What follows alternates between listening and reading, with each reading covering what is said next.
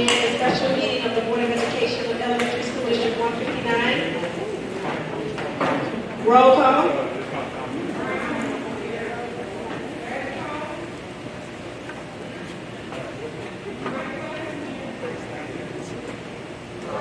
Here.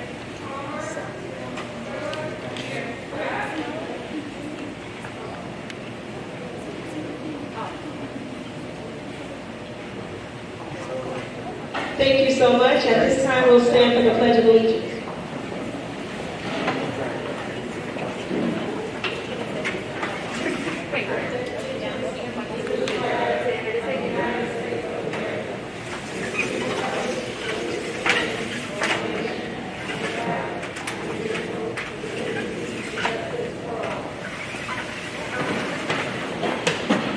Thank you. At this time, we'll turn it over to Mrs. Phillips for our mission statement.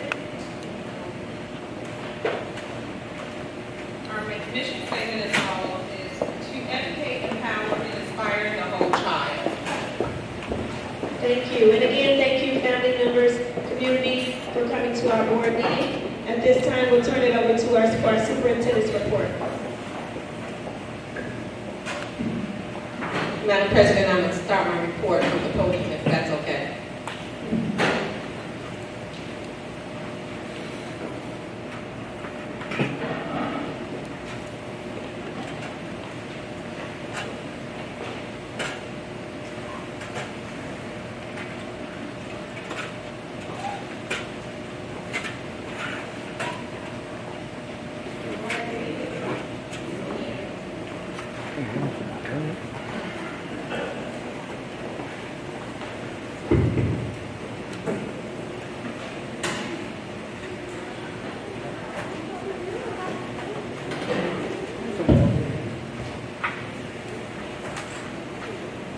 Good evening, everyone.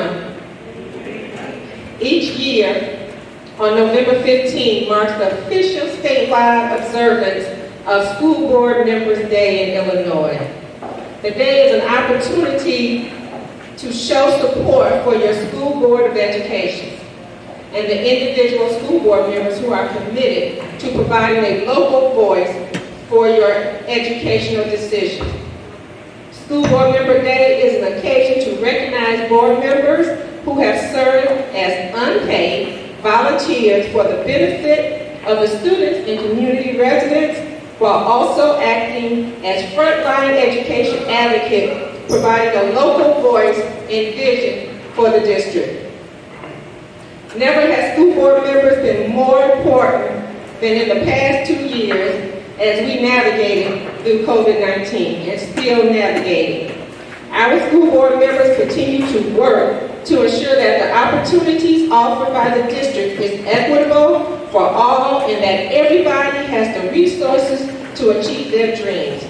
They continue to fight for our students, staff, and all residents that benefit from having thoughtful and dedicated public servants making public educational decisions. A great school system is a source of local pride among its residents. Board members, let's continue to focus on what we can achieve together and do everything in our power to provide our students with every opportunity for success. On this 2021 Illinois School Board Member Day, and we're celebrating a week early because this is our board member and we wanted to do it along with our staff and our residents. We honor and recognize our esteemed Board of Education. So on behalf of the students, staff, and residents of Elementary School District 159, we say thank you to each and every one of you. Can we give them a hand?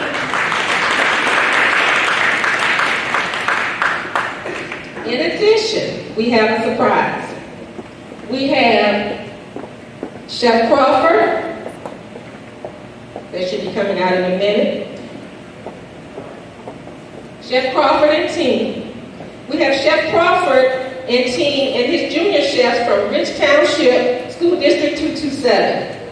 The surprise is, of course, the wonderful cuisine that they have prepared for you tonight.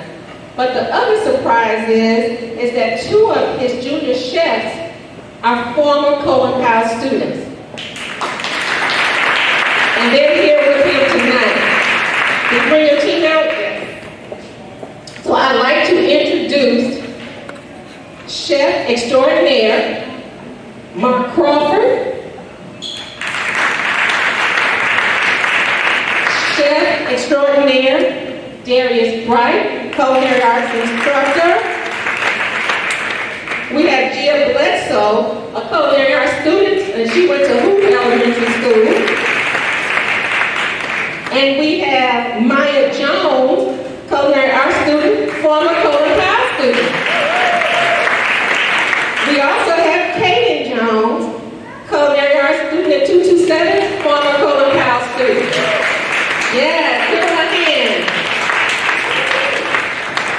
So as we honor you, Board of Education, we wanted to bring back the fruits of your labor. Your labor. These students have devoted their time and energy in the area of culinary arts and are on their way to becoming future leaders. Thank you. I want to bring forth Chef Crawford to say a few words about the Culinary Arts Program at Bridge Township 227. And first we want to thank Dr. Johnny Thomas, Superintendent, for allowing his staff and his students to be here and a part of this celebration tonight.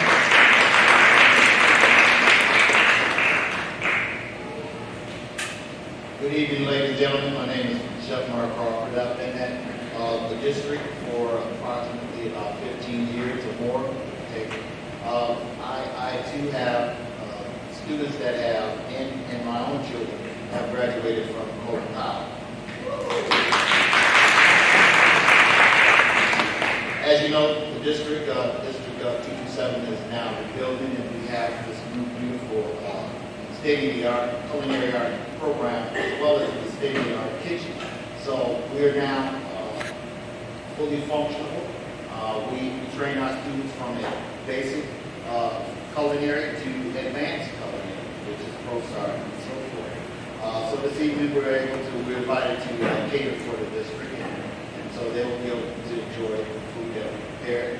My students, they work very hard, so I train my students in the program to become future service leaders. So hope that everybody get a chance to visit the school, get a chance to see the new school. They also will be having a food truck as well. So there's a lot of great things coming with the program and with the district. And so thank you again for allowing us to come out and showcase our program.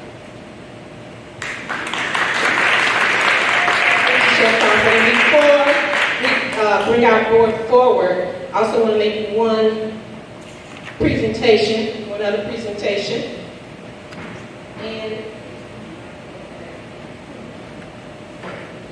And this award says, for everything you do day after day, you are truly appreciated. And this one is to Cherie Morton, Elementary School District 159 Board President, November 2021. And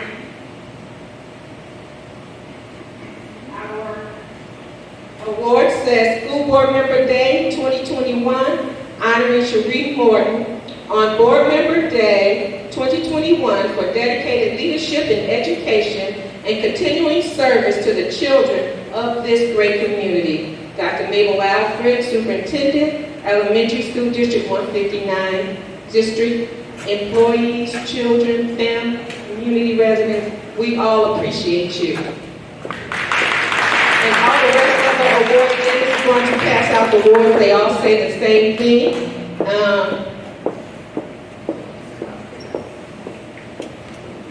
So, for everything you do, day after day, you are truly appreciated. Miss Jennifer Phillips, Board Secretary, November 2021. We appreciate you. Thank you.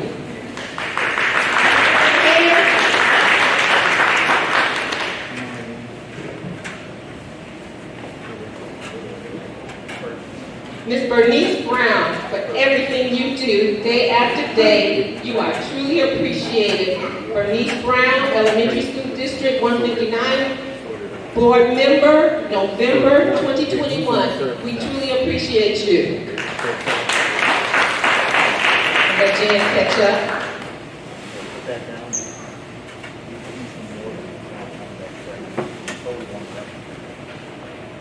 Mrs. Edgecombe, she's on the screen. Can you hear me, Ms. Edgecombe?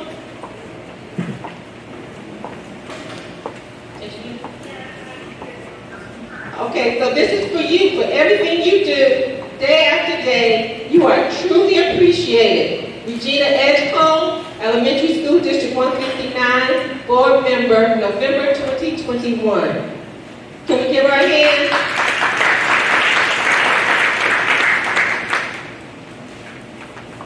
Mrs. Veronica Franklin, for everything you do, day after day, you are truly appreciated. Veronica Franklin, Elementary School District, Board Member, November 2021.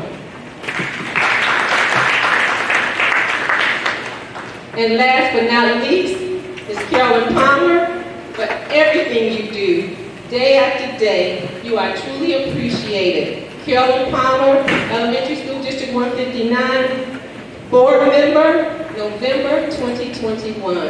Thank you all. We truly appreciate you. Oh, here comes Mr. Scott.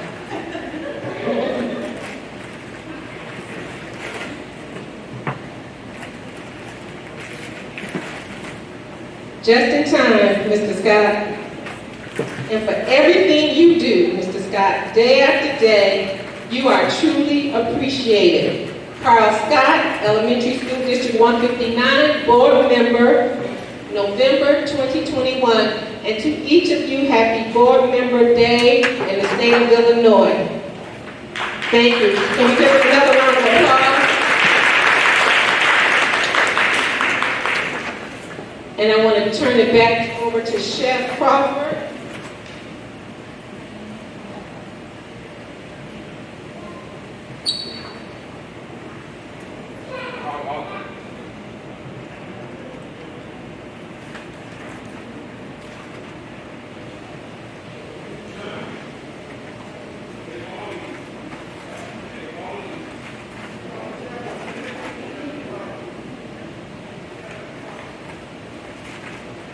And I think at this time, the children are going to serve the board members, but we have cookies and drinks over on the side for our audience. So you have cookies, but then the students are going to serve the board members. You want to tell them how it's going to happen, Chef?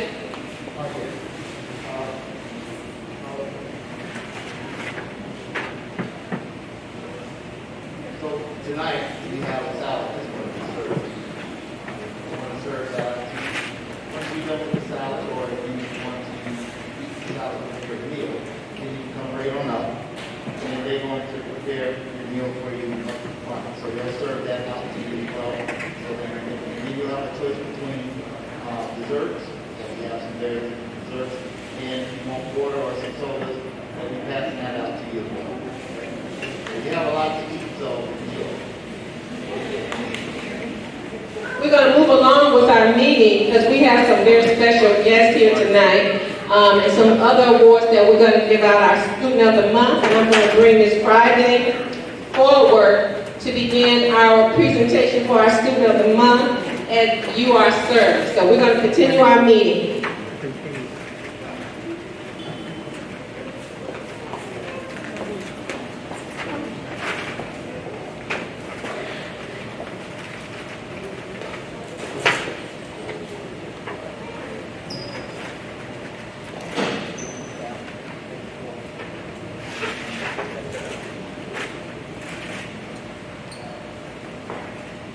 One board. Go first.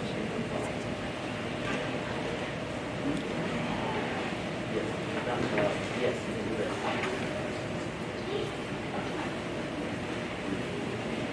Good evening, everyone. I just have a couple of things that I want to go over with you guys. First of all, I want to announce that we have officially scheduled the STEM Center baby signing ceremony. It will be next Tuesday, November the 16th at 9:30. This time we are featuring our students. So we have 5 students from our elementary school and 10 students from Colin Powell. I have already sent out invitations to community leaders and elected officials, but we want to make sure that we highlight our students this time. Moving forward, Elementary School District 159 Scholars of the Month. So what we had decided, I spoken with the principals, and we wanted to go back to highlighting our students, our scholars. So this is the first month that we're highlighting the Scholars of the Month. So as I call your names down, come down and get your certificate. If there's principals here, you guys can come down as well. And for the sake of time, I'll go over in this area and take group pictures, okay? So our first Scholar of the Month is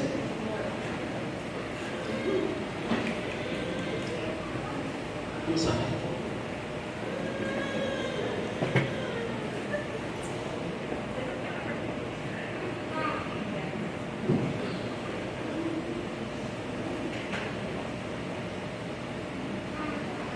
Mr. Logan Greer. Is he here?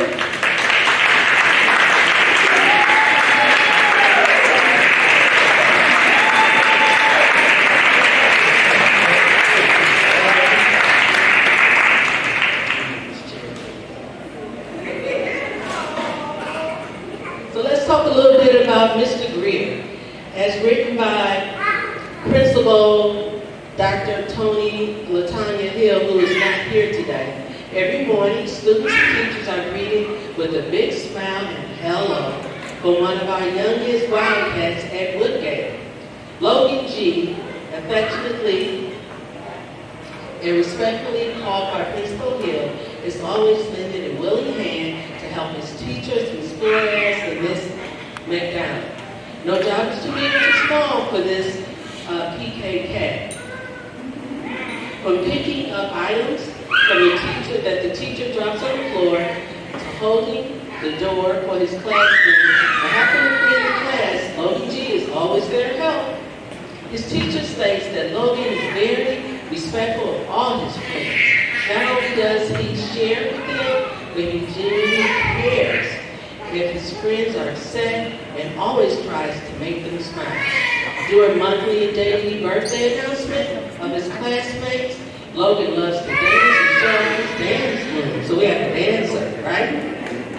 In honor of them, Logan G was selected as Woodgate's first student of the month because of his consistency in radiating a positive attitude with a smile and his scholarly work ethic. Thanks, Logan G, for showing that true Wildcat spirit that inspires and inspires others.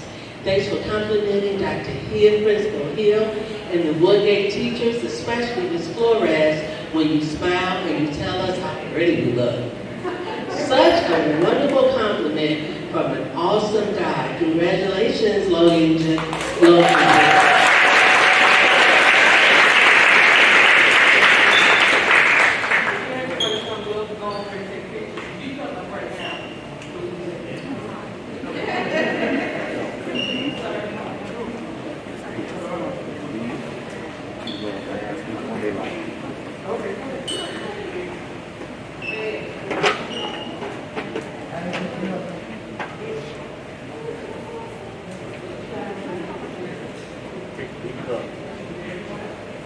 They can grab it themselves.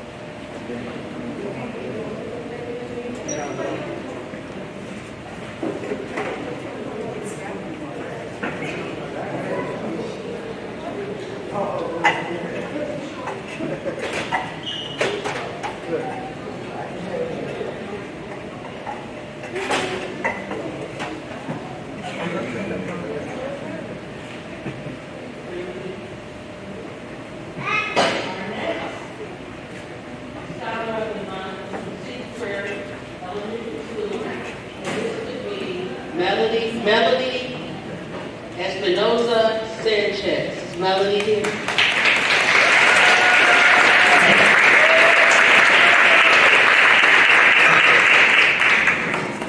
So let's learn a little bit about Melody.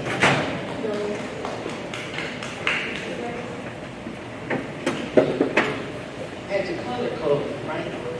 Okay, so let's talk a little bit about Melody. The PBIS team at Sadie Prairie would like to congratulate the students who were nominated by their teachers as Student of the Month. Melody was nominated because she was able to follow the PBIS rules of being safe, respectful, and responsible in all areas of the school. She also met the goal of being on time for school for the month of September. Melody is a very focused student in the classroom, and she is always eager to learn and participate across subject areas. Due to her eagerness to learn, she earns A's and B's on her first quarter report card, in addition to being present daily without any tardies. That's good. Melody brings a great positivity to class.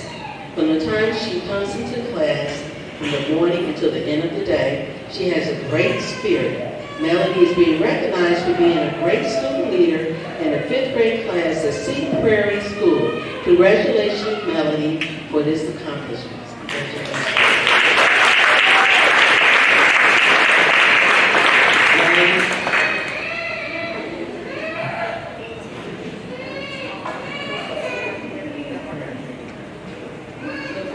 Scholar, Mr. Jeremiah Russell. Here today?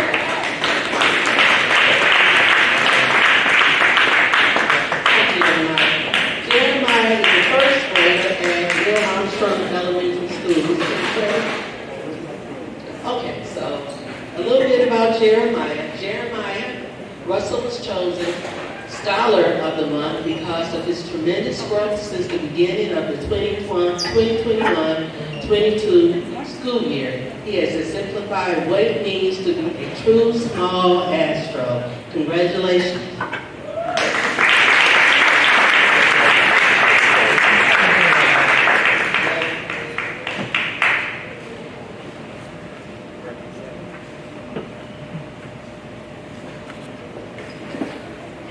Next scholar would be Emery Ellis, 3rd grader.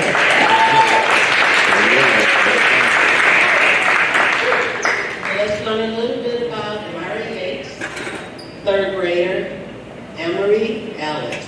Okay? Emery is a very special student, taking it upon herself to read the kindergarten students in the past. She is extremely responsible and a true leader, showing students how to behave through her example. She is always caught doing the right thing. She is often positively interacting with both student, staff members, and her peers, greeting them with a big smile and an even bigger hello. Congratulations.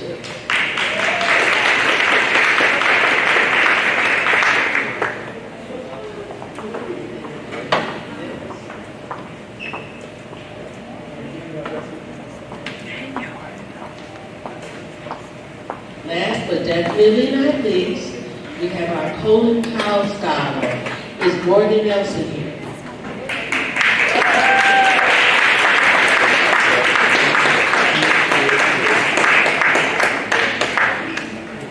Morgan? She's going back out.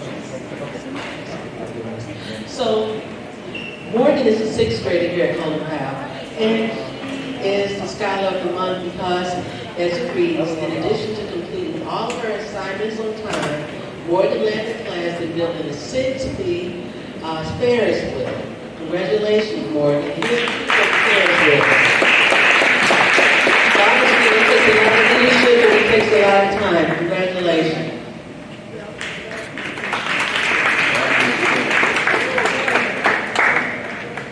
Again, one of the reasons we wanted to celebrate our children is that, COVID-19, yes, they've gone through a lot of things, and they have accomplished these things, and we need to, first and foremost, it's about the children. And so we want to be able to acknowledge them when they do these types of things. This is something that we're going to be doing on a monthly basis, and I can only thank the principals for partnering with me in doing this, because I couldn't do this without you guys, so thank you so much.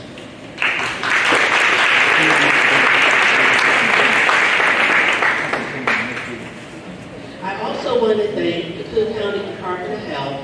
I got information that they were offering in-kind grant donations of PPE supplies. So about 3 weeks ago, I did apply for it. And yesterday, we picked up 62 boxes of PPE equipment, and the value is over $40,000. So we very, very much appreciate it. Thank you so much for your time.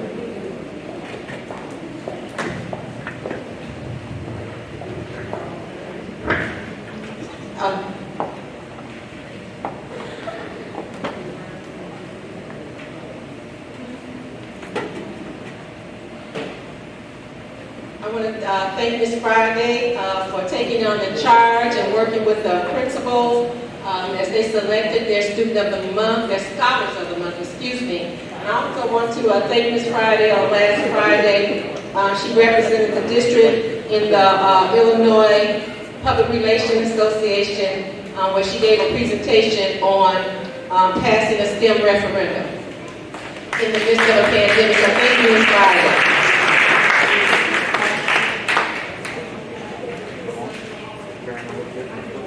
Okay, they would like all the kids to go in the hallway together so they can get one picture, if that's okay, if they're still here. If all the children, all the scholars, as Ms. Friday called them, can go in the hallway to take a picture.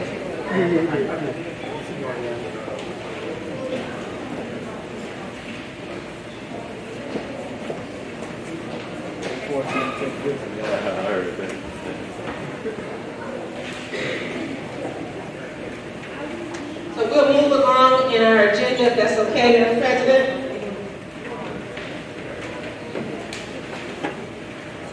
Are you ready for them, Chef? Board members, he would like for you guys to come to the table, and then when you sit back down, we will move forward in our agenda items.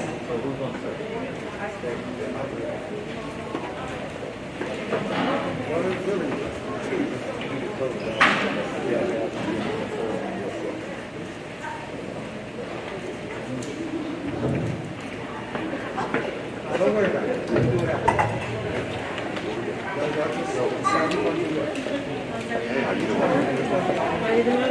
One word, just awkward. This is awkward. Okay, you want to start this way? Let you work it out. Okay.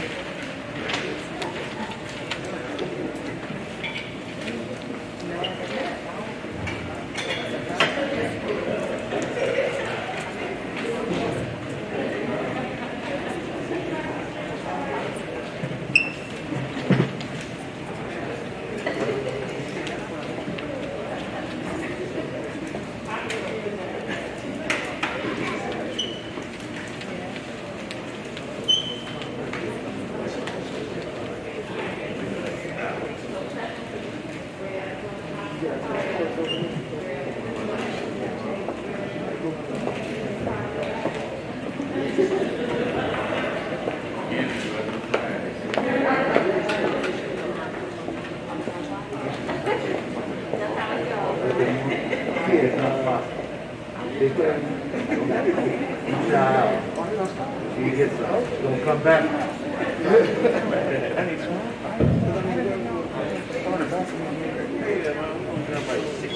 Oh, well, 6. Oh, okay. It actually really goes that fast. The council wanted to get that. Yeah. Have to turn it in. Oh, really? Just sitting here. Wow. Just kind of pieces. Yeah. It was last minute, though. Yeah.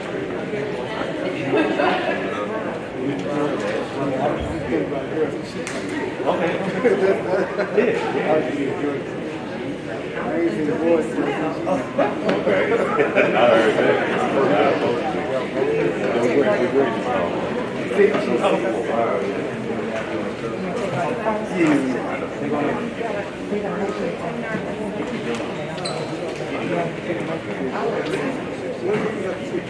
Oh, sorry. I'm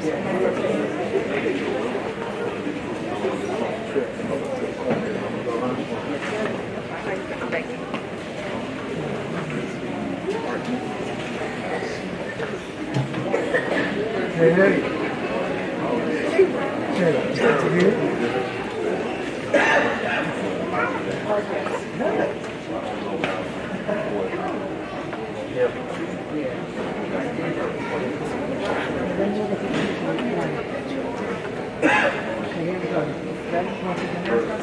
Oh, yeah.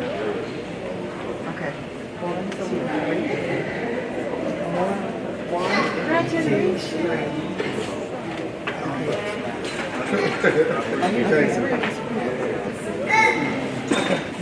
Trey. Take another picture.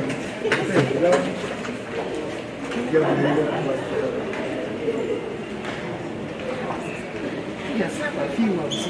Uncle Ralph, get your sexy on right. Yeah, I was like this. 1, 2, 3. One more. 1, 2, 3. Thank you. Okay, you gotta get a picture. You get in there and take a picture. Okay. Okay.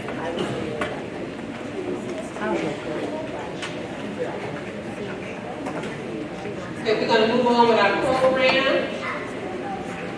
Move along on the agenda. Our next agenda item is our COVID-19 update. And our Speaks Up program is in full effect. We are now testing our students on Thursdays and our staff on Fridays. Last week was the first week we tested our students, and we had all negative results. We are testing about, thank you, Lord. We are testing about 150 students and about 20 non-vaccinated staff members. Last week we had we had 3 confirmed cases, one being a staff member, and no confirmed cases this week as of yet. Yes, praying. We have had a close contact this week, but the staff member is fully vaccinated with a booster and is awaiting test results at this time.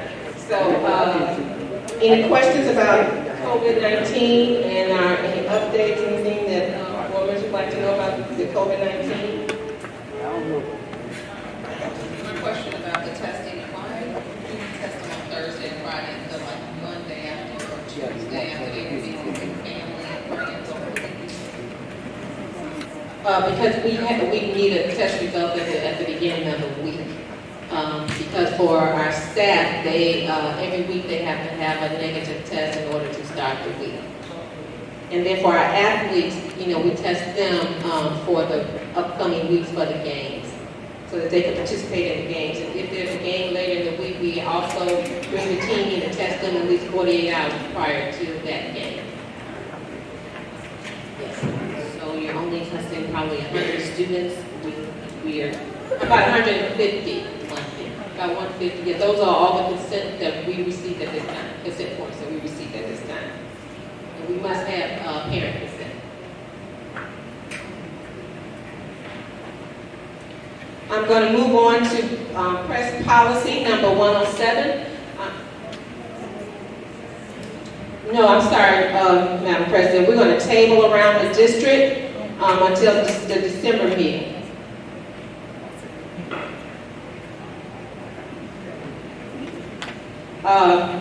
Press policy 107, final read.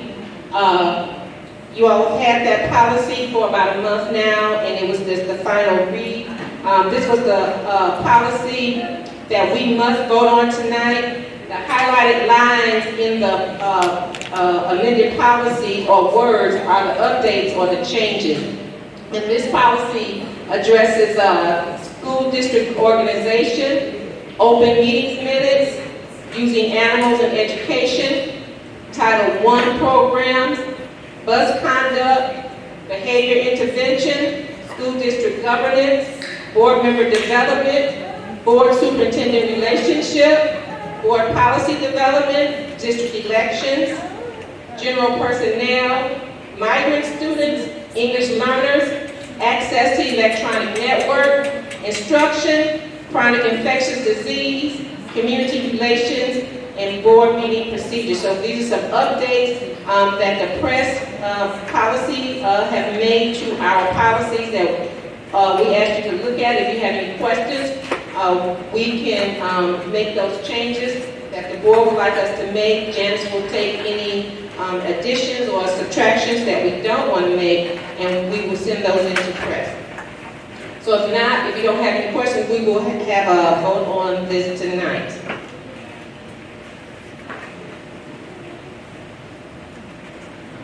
Our STEM Center Director, we are still vetting applicants. We actually put applications out on a broader platform. Hopefully, we'll have a candidate to bring to the board by our December meeting or early January. We want to make sure that we have the right candidate for that position.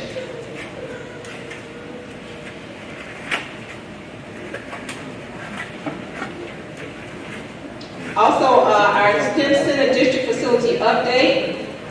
It's moving right along. The STEM Center and District Facility, every time I ride by, I see it coming more and more together. The site rough grading and stormwater detention basin is complete. And the retention basin for storm is where water will drain, and it's on the back of the building. The concrete curbs have been installed. Underground electrical and plumbing have been installed. Concrete planks at the warehouse mezzanine and storm shelter roof have been installed. The storm shelter roof in the dock, the warehouse dock, is where the roof has been placed on, and that's across because that's the storm shelter. The exterior concrete block, 90% complete. The exterior brick will start being placed on the center next week, and that's the finished brick. You see the concrete bricks now, but now it's going to have you're going to start seeing the finished bricks. Steel framing erection for it will start next week, and pavement binder course starts next week. The project is still on schedule to be completed in early April.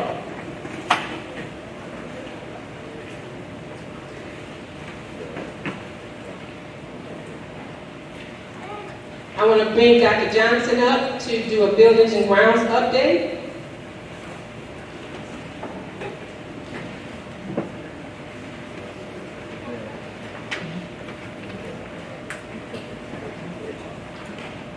Good evening. Good evening. Actually, I have a hard copy just in case anyone wants to follow along.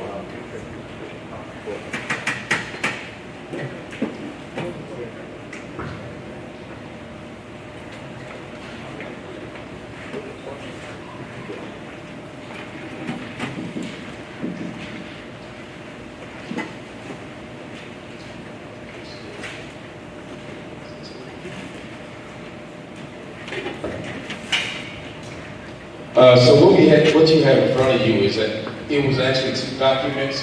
One was submitted to the Board of Education, I think around April or May, at the end. One was what we had worked with, we had compiled, myself, the white majors, and a team. And so what we noticed was that we had a little duplicity in some of the things.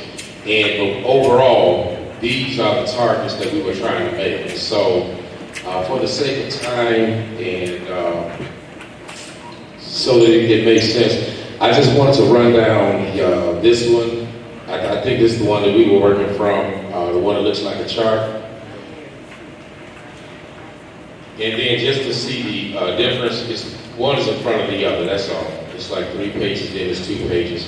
And what you can see on this page, up it down, you'll see like that each school is itemized. So every school, when we talk to building principals, when we reached out, these are the things we said we want to do. And so, for instance, and I don't want to just go down the list, and I want to give you time, I think it was in your board docs, but like, for instance, playground replacements and signage. Well, we know that we're working on that right now, but that won't be installed until the spring. It just won't be installed until the spring. Concrete replacements, that's another thing we looked at. That'll be a spring project because of the weather, although we have had asphalt replacement across the district. And so, unless there's like one, and then one I wanted to make sure we made mention of, some are very obvious. You know, like I know we've had a great deal of conversation, I think, board member Palmer talked about it a great deal about the serving lines. And so those things are on back order. That's what we call out of our control. We're just waiting on them to remediate it and actually fix them and build them. And then they'll be here, but we have to just have to wait till they get here. Same thing goes with Golden Powell and the, what we call those water fountains. We're still waiting, and those are on back order. We had talked about, they should have been here a month ago, but a lot of things are just on back order, and they just keep pushing that timetable back. And so what I would challenge you to do is take a look at the grids that I put in front of you, and also the itemized sheet that you have for the schools, because some of y'all have done walkthroughs through various schools. And if you have like a individualized question, or you want me to go in depth with you, or just kind of tell you where we are with it, what are we doing, I'd be more than glad to explain that to you. Dr. Johnson, can you just go through this, the grid, the chart, and just tell where we are with everything? Okay. Sure. Okay, so I just go straight down, step by step. We talk about concrete replacement, that's a spring item. Serving line upgrade, it's a backwater item. We actually are waiting on them to send it. We have a date of December on that, on the serving line, yes. Roof repairs, we have a person coming out. We just talked to him. The companies will be here tomorrow. They actually given us assessment on all the roofs in the district. Lunch tables, you can see a few of these tables had better days. That's on back order. Lunch tables for K through 5 building, that's on back order. They've been ordered though. Compressor replacements, that's done. Flooring abatement, that's done. Flooring upgrades, that's done. Admin STEM, oh yeah, that was with the permits, that's done. The HVAC, that was the ionization needlepoint project, that's done. Circuit panel replacement, that's been replaced. We're at 75% complete with that. The socket repair, we just signed up with the roofer, and so all that is attached to that scope. That's, is it DVI? I think it's DVI. DLA?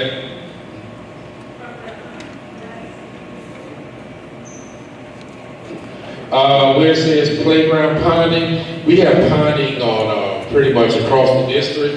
That'll be worked on as soon as we put in the new playgrounds. The sewage system, that's a part of that project. Exterior painting at the district office, that's going on. And slow me down if I have to. If you got a question, to jump on in there. Exterior painting at the district is taking place right now. Yes. No, that's because we had exposed wood, and it did not look well. It had been on the White's list for a year, but it was chipping really, really, really bad. It was looking bad, yeah. Yeah, it was time. We have corridor painting, that was done.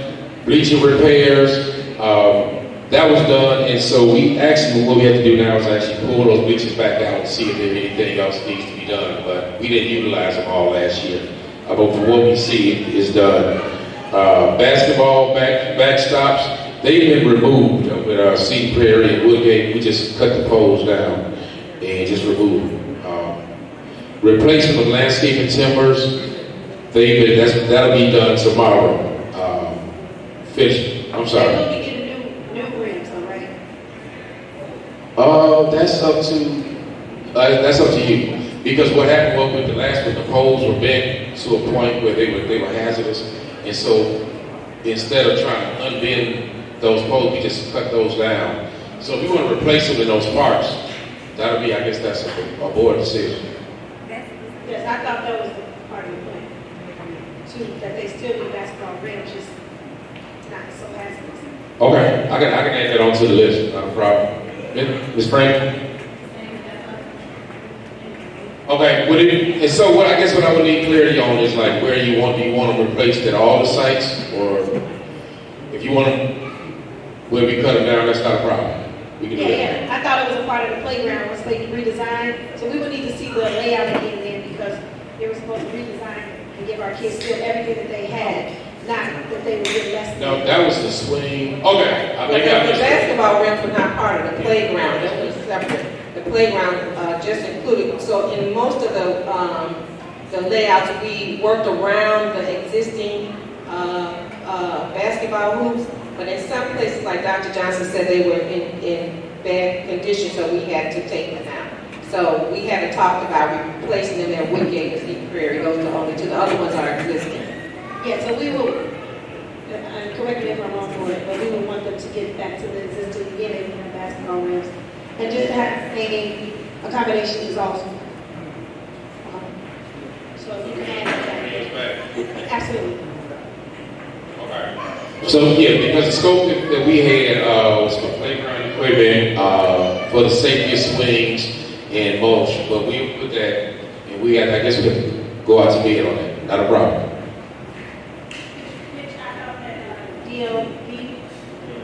DLA, as long as we stay under 50,000, they can give us a proposal for that, just so that we can make sure we're using, or 40,000, make sure we're using them adequately. And that doesn't necessarily have to be a program. I know Dr. Alfred can explain how that be and when, to the board. Sure.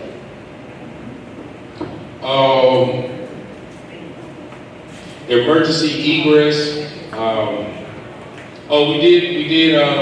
We're in progress of updating that fire door wiring removal. What that is basically is an old system, and with the old system, we try to merge it with the new. And so once we get the new system, we just want to just deactivate that one. So that's not a big one. Emergency egress, I think that's what that's what we talked about on the back, in the back of Colin Powell. When you go out those emergency doors, there's not a concrete pad. It just goes right into the drain. So that's not ADA compliant. And so we need to add concrete pads there. The challenge with that is once you create a walkway, because you have water back there, there's a pond back there, you now have to create a fence because you have students. So it's a code situation we're trying to work through. And that's why we haven't moved forward with that. You don't want to create a walkway to the pond. Washroom double latching. That's pretty much a staff bathroom situation where right now you have to latch it twice, but the doors are operable. We'll take a look at how to work through that by the next semester. Protective cages for gym equipment.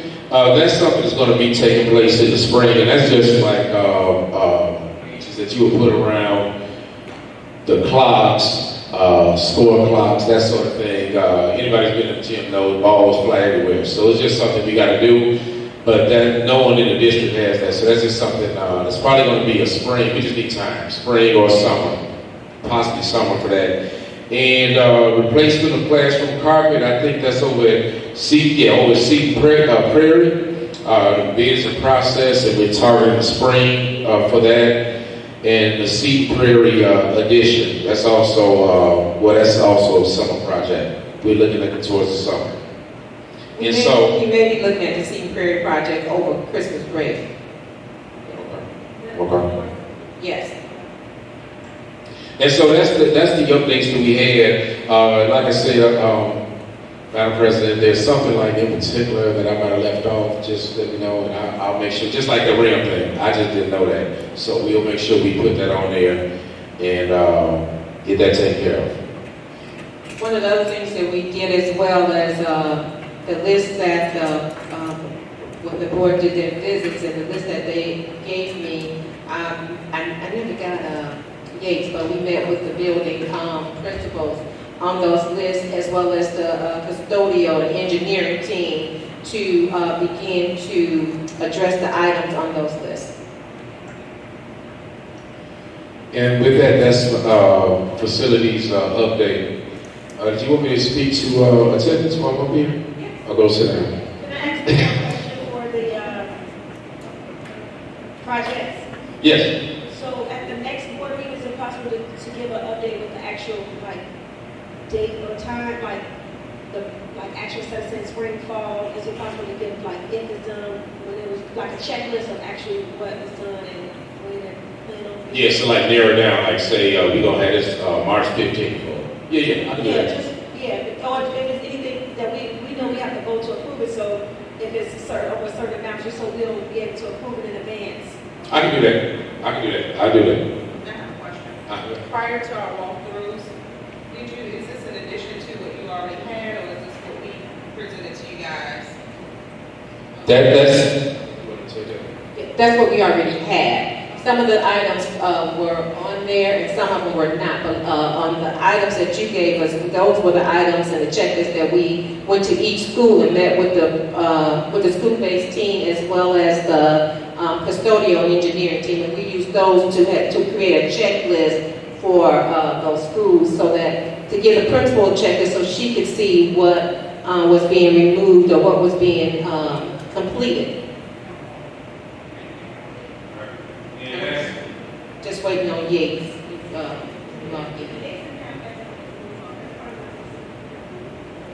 sorry, I didn't realize I hadn't turned in, so I'll get that to you. Thank you. Last but not least, we was into our attendance, and we're struggling. We're overachievers in Long Beach 9. Just to let you give you a little short perspective, prior to 2018, 2019, we were right around 90. I thought you, okay. Prior to COVID, we were right around 94, 95. Our target's always been 95% and greater. Through COVID, we actually had strong numbers. We were around 95. And so I just wanted you all to take a look at our monthly attendance for September and October.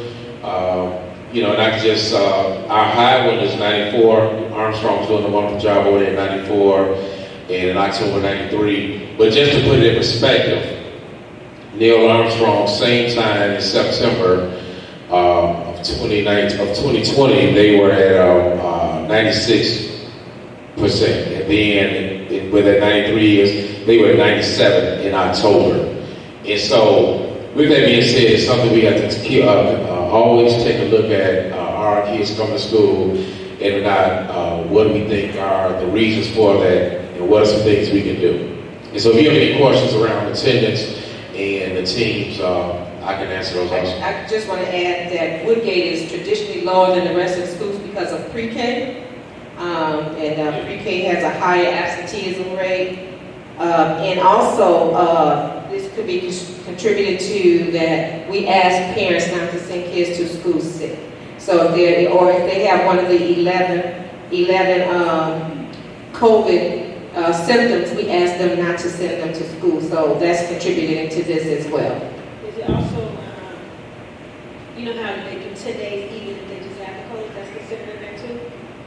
No, because they go on remote, and so we count that as attendance. That's all I have, Dr. Alfred. Thank you, sir. I believe you're up, Mrs. Yes, Mrs. Owens, Business Office.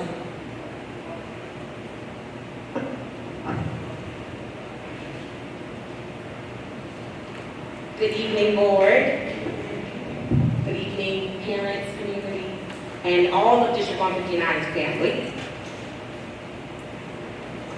Seems like I always have a lot of paper. Okay, I'm going to begin with the tax levy, the preliminary tax levy. So the presentation that you have, y'all should have a hard copy of that presentation. And I'm just going to go through it and give a baseline because this will come before you again next month and it will be for approval. So this is for, again, our tentative preliminary tax levy. On the second page, you'll see that we have a timeline for the tax levy adoption. And I want the board to be aware of November 9th today, I'm presenting the estimated aggregate tax levy as a preliminary.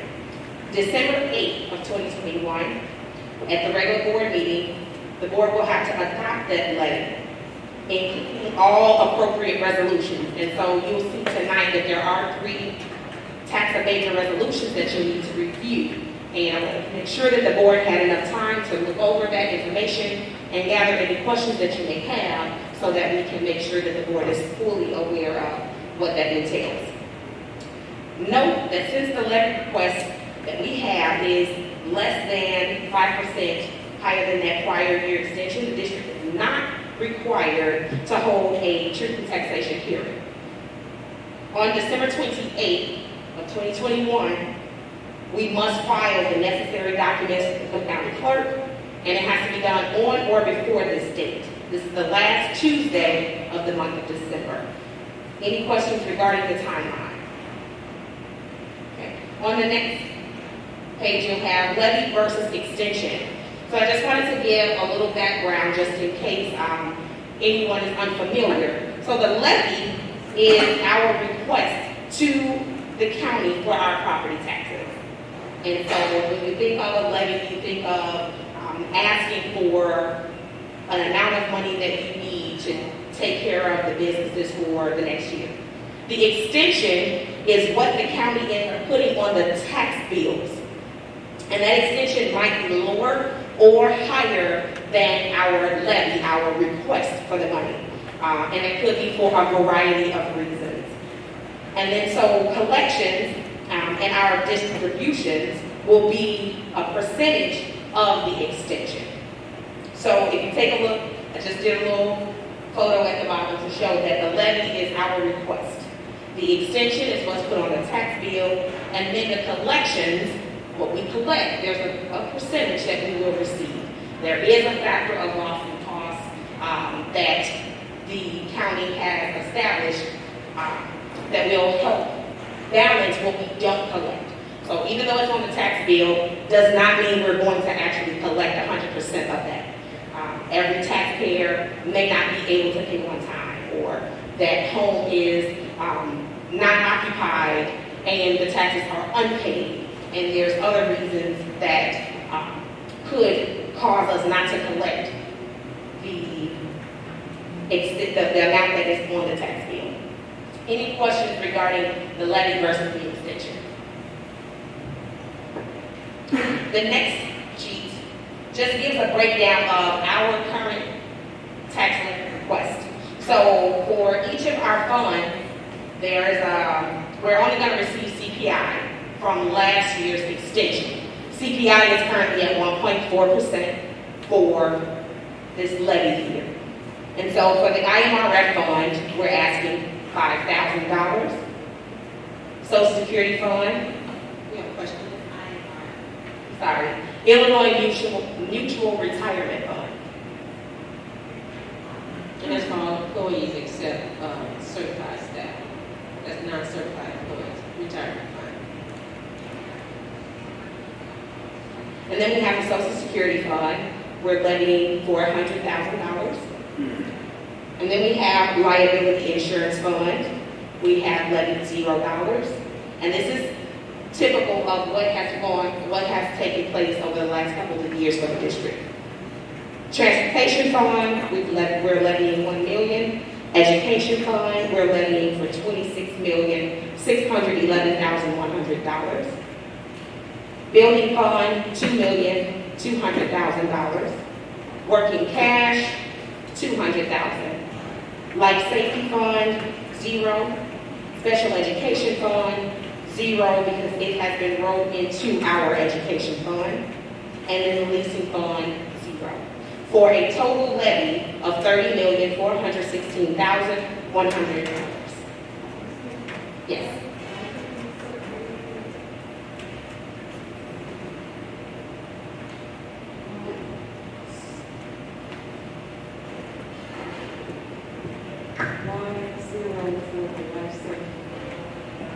Well, when taking a look at the district's position and the fund balance is healthy enough, so we didn't want to ask taxpayers to help make it even more healthy. It is in a condition that is stable.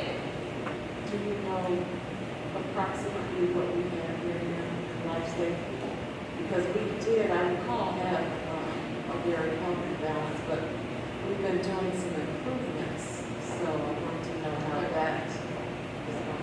Okay, so the improvements, it comes from a different fund. The life safety fund is designed to be used for those things that are under the health and life safety plan, the 10-year plan. And those expenses can be pulled from life safety. They should be paid from our life safety fund. So at this, for example, the architects, they did the 10-year health and life safety plan, and one of the things that they marked that has to be done was stabilizing the entryway at one of the schools. So our entryway project was part of that itself. When we did the entryway at Gate, Neil Armstrong, and Woodgate, that was part of health life safety. Right, that's what I'm saying. We've been doing some improvements. We've been spending that money. And so I want to know, in light of us doing those improvements, how our life safety fund is doing. Currently, life safety fund is $2,556,483.39. That project actually was only about $4 million, so it really didn't touch our life safety. We had quite a bit, and none of the other projects qualified. Any questions regarding the breakdown? Any further questions regarding? Yes, I have one question. So for the building fund, the 2.2 million, is that just like normal maintenance of the building, or does that have to do with any expansion or roofing or anything, the 2.2 million? So the building fund, it covers more than just the projects. So there are needs for maintenance of our buildings. It's our grounds that need to be covered, the supplies that we have to order. So it is all encompassing for our buildings and grounds throughout the entire district. So that had nothing to do with the expansion of Seaton Prairie or anything like that? That's just refunds, and this is something completely different, right? Correct. This is just normal levy for our building and ground fund. Any other questions? The next page is tax levy decisions. I just wanted to make the board aware of some of the things that affect the decisions that we make regarding the tax levy. And so, one thing I wanted to know is that the tax abatements, these are agreements that are entered into by the Board of Education with other entities in efforts to either gain that entity or retain that entity's tax revenue. So, for example, we have 3 tax abatements that you'll have in your packets to review, and one of them, the entity was basing their decision, deciding whether or not they want to actually put their business within our taxing district. And to do that, they often look for ways to receive a break so that they can build that business and get that business off the ground to have some success. And one of the ways to do that is they ask for some of the school districts to abate their taxes. And if it agrees, which this district has agreed to these, to several in the past, but currently we have 3, to do that. And so it helps because if the entity decides not to bring their business to our taxing district, then we have 100% of $0. Can you explain to families that may not know and our board members what abatement means with tax abatement? Absolutely. So when we speak of tax abatement, we're saying to lower the tax burden for that entity. And so if, for example, we would have normally received from that vendor $1 million, we can, if by agreement of the board, say, hey, we'll allow you to have your taxes abated for 50% of what we normally would have collected from you. And so we tell the Cook County treasurer, do not collect 50% of what is due to us. And that is to make sure that we actually can get that business in our taxing district, or we can retain them. Because sometimes businesses decide taxes are too high, we have to leave. And we don't want that. So we want to retain or either gain those tax revenue dollars. Was she speaking of like the Amazon project, as well as the Tinley Park project? Yes. I have a question. It's just a craft. So for the 3 abatements that you presented, one was Tinley Park Hotel. What is the accountability? Because they stated that they wanted a tax abatement for improvements. So if we're giving up 50% of our tax income, what proof do we get that they're putting the improvements in that they said they were going to do and the dollar amount associated with the improvements that they've made? What accountability do we have for agreeing to give up 50% of the tax base? What I can do is look into that further to find out what is in place for us to verify that they're doing what they said they were going to do. And so I can make sure that I look into that to see what we have, and if we don't have anything, that we get something in place to make sure that that is monitored. Okay, for all 3, is 50% abatement like a magic number? Because everybody's getting 50%. I wouldn't say magic number. It's the number that the board and those entities agreed on. Because it could be very well 20%, 30%, whatever is negotiated. And then it doesn't say when these started and when they end. So how long are these abatements for? Well, each abatement is for 10 years. So there is the location, 18801 South Oak Park Avenue. They're for all for 10 years, and this is the 10th of the 10th year. And so this abatement will fall off after this year. However, that does not mean that this entity won't petition again for the board to enter into another agreement for another abatement. But that's between the board and the entity as to what they want to do. The 50%, everything is absolutely. What we have seen in our community is that the businesses come and we do this abatement, right? And then they're leaving. And that is a big issue in our community. So if we can negotiate them to make sure they can stay, but just to continue to give you 50% is taking away, you know what I mean, from our schools. So I don't want to do that. And then another thing in here is that they said in order for them to come to our community, we needed to give abatements. And they said this is to bring jobs to our community. So how many jobs do our community members actually have from these companies that are asking for this 50%? If I'm not mistaken, we did address some of this with John Izzo, if you all can recall, and we asked about the guarantees, and there were no guarantees. Do you recall, Chris?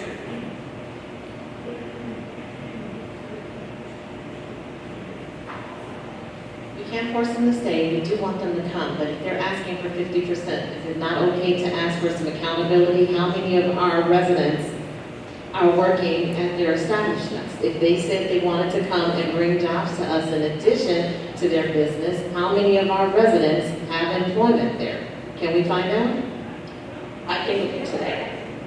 I just wanted to make sure that, as Chris was saying, if they decide to leave because they disagree or they feel pressured, then we receive 100% of nothing.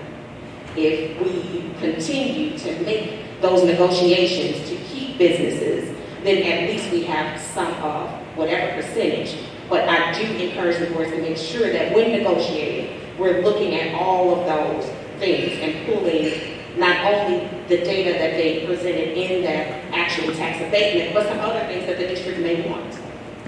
But then we actually go into partnership with some of the other people who get taxes, including the Village of Madison, Rich Township, so that we are all kind of bargaining together for the better of the school. Can we just start set up meetings for that so that we can all be on one page? Yes, absolutely. Normally there are meetings for all of the taxing bodies together. We did meet with 227 as well as the village on the Amazon project as well as on the Tinley Park project. Yeah, so just continue with the new board, so that we can all be on the same page. Absolutely. Okay, moving forward, property tax relief grants. This is a good thing for our school district and our community. So currently, that grant is holding $49,702,924 that is going to be distributed to the school districts that qualify. They fall within. So this grant, it provides school districts with high tax rates relative to other school districts with an opportunity to lower the property tax burden on local taxpayers, with the state replacing a portion of the foregone tax revenue with state funds. So the state has an excess of funds that they have in appropriation. So what we're going to do is offer this grant. You must apply for it, and you have to meet all of the criteria in order to be on a list. So there is, all the eligible districts are determined via a ranking system that they have. It's with a multiplier of our EAD and other things that go into it. These grants are awarded in order of that ranking. And so, good to know, we rank number 9 out of 851, which is good because the first 39 districts are going to receive the grant if they apply for it. And so to be number 9 is a really, really good position to be in. And so I wanted to bring this up because I wanted the board to understand that this opportunity is available to us. And we want to apply because we want to offer tax burdens relief to our taxpayers. Right. This grant allows us to abate back to our residents. Yes. Yes, for them to have a lighter tax burden. And to back up, I'm sorry, back to the tax abatements, these three didn't tell us what that dollar amount is for the taxes that they're asking for the 50% off on, so how can we have that number so we'll know what we're making a decision on? The tax abatement it's not an exact dollar every year, it's a percentage, it's a rate. And so if that rate is 4.5% of their valued property, then that's what it is. And so they have to have their property assessed. And that goes into the multiplier that the county has to determine what the tax amount is. Similar to our home. We don't know the exact dollar until our tax bill comes out. I understand it. Right now, it's just a percentage, and so that percentage is what, $1 million? I mean, even if it's an approximated amount, what was it last time? I mean, just something, because right now we're just talking percentages, and for me, I'd like to know what the dollar amount equivalent is, because then now we know what we're dealing with. Is it 50% of $1 million? Is it 50% of 200,000? I mean, can we just get an idea? I will definitely work on getting that information. Yes. Are you the person who will see to it that we get this grant that's awarded in the order of ranking? Are you the person that will do that? Yes. And what are the dates that you have to do that? So I was getting there immediately. Yes. And so the goal is to get this application taken care of tomorrow. But the deadline is January 10th, but we definitely don't want to wait that long. We don't want to be knocked off the list or just miss the deadline because the funding ran out, So we want to definitely get this taken care of ASAP. And then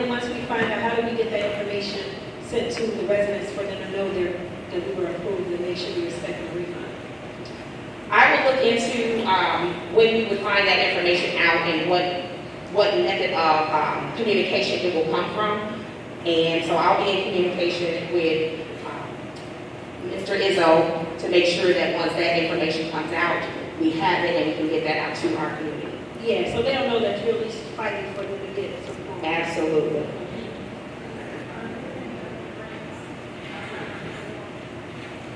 None that I know of for property taxes. Would you feel comfortable explaining the P-TAB one to me? Do you have that on? That's another P-TAB, but I can give a little snapshot. And so with our P-TAB, property tax, so we have the property tax appeal board cases where taxpayers can request for their taxes to be, they're challenging their taxes on their home. And so when that happens, it causes their taxes not to be paid because they're saying, hey, I don't agree with this for this reason or that reason, and so I'm appealing my tax bill. And when that happens, we have to go to court and we fight it. Because if we don't fight it, there's a certain portion of money that the district loses. And we never want to be in a position where we're losing money and not putting up a fight for it. So that's in a snapshot what our PTAB cases are about. Most of our P-TABs are businesses, though, and I didn't know if you was comfortable talking about the P-TAB, the grants from the P-TAB that we learned about today. The property tax relief grant, that's what, yeah. That was the $49 million. That's the item that we are ranking number 9 that we want to apply for tomorrow. Yes, and so one of the things to note is that the monies received in FY22 will be included in future calculation of those district, of our evidence-based funding, so our base funding minimum, those dollar amounts will be included in our calculations. And so the districts that participate, we are required to abate taxes for 2 consecutive years in order to receive the grant in our base funding. And so that's one of the things that we must do as a district. We must abate those taxes when we receive the funds for 2 consecutive years in order to receive it. Otherwise, it will be pulled. Any more questions regarding the tax levy decisions page? I want to bring that in layman terms. Abate the taxes for 2 years, meaning we refund taxes to the property, the community members? Not necessarily refund, but their tax burden is lowered. Okay, so there's, like, in the past, there have been communities that have actually written checks to every property owner and put it in the mail. That's not what we're talking about? No. We're talking about that you're going to see a drop on your tax bill. And Mrs. Zoe, for our next meeting of the whole, which in December, I would assume the business offices will be, on for that to really give you an in-depth knowledge of the levy as well as our P-TABs and our abatements. If there are no more questions regarding the preliminary tax levy, I'll move on to the next item on the agenda, which is the STEM funding update. Can I preface something before you start that? Because at our last meeting, we talked about that, and I stand corrected. We talked about the architect fee, and it is a separate fee, so I do stand corrected. I asked Judge, and he said we actually researched it. We met with the architect. We looked at previous bills to determine how they were interpreted, and it's always the construction cost is the construction cost, and the architect cost is the architect cost. For the construction, it is $7.7 million and $7.7 million for the construction project. The architect fee is a different contract, and their fee, if you add them all together, yes. But with the construction project to build that, no, that would be the $7,701,035.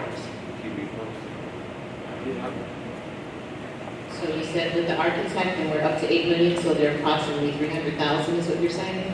The architect's fee is 9.5%. The 7.7. Yes. Yes. Yes, so the architect's 9.5% of the base bid is $731,598.33. And the way the bid process works is there are alternate bids, which the district only pays 80% of the 9.5% rate for those alternate bids that the district does not accept. And so that brings the architect's total. It should be on your sheet. It should be the third dollar amount listed under the architect's cost for $761,309.99.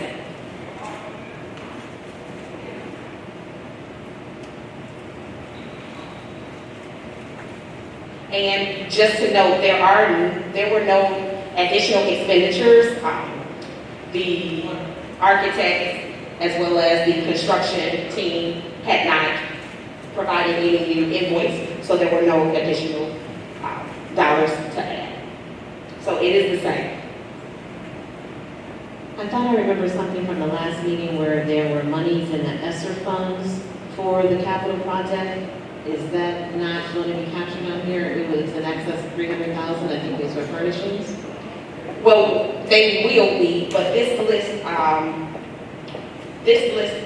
was requested to do a running total of all of the expenditures, and because we have not purchased the furniture yet, it's not here yet. She just gave us a monthly update that was asked for her to bring forth every month about the cost. Are there any other questions regarding the STEM update for the cost? If not, I have one more thing, and then I will be out of your hair. And that's our financial dashboards. And so we'll take a look at our fund balances, Fund 10 through 90. We had a total beginning balance of $38,815,917.60.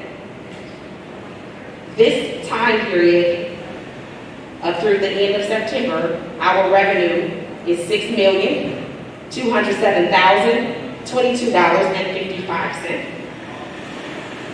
Expenses, $7,105,992.01. And if we were taking a snapshot, looking at our fund balance, what it would be if we were ending the year right now, our fund balance would be at $37,916,948.14. So the district is doing very well, maintaining revenues and expenditures. Any questions?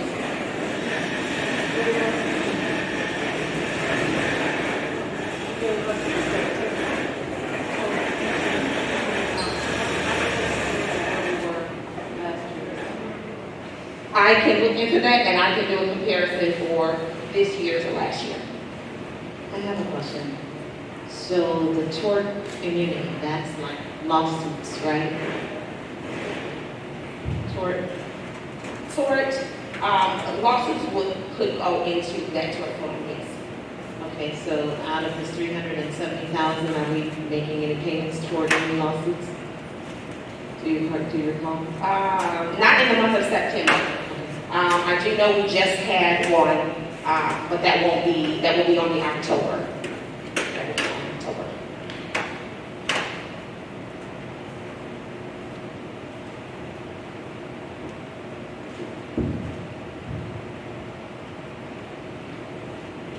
Any other questions? No, thank you so much. Thank you. Okay, we're done, Madam President. At this moment, we'll do audience to visitors. We don't have any today, thank you. she spoke with Dr. Adams, and so she was good. Okay. Thank you, Dr. Adams. Well, at this time, I'll make a motion to go into closed session to discuss the appointment, employment, compensation, discipline, collective negotiation, bargaining, and board self-evaluation. Motion?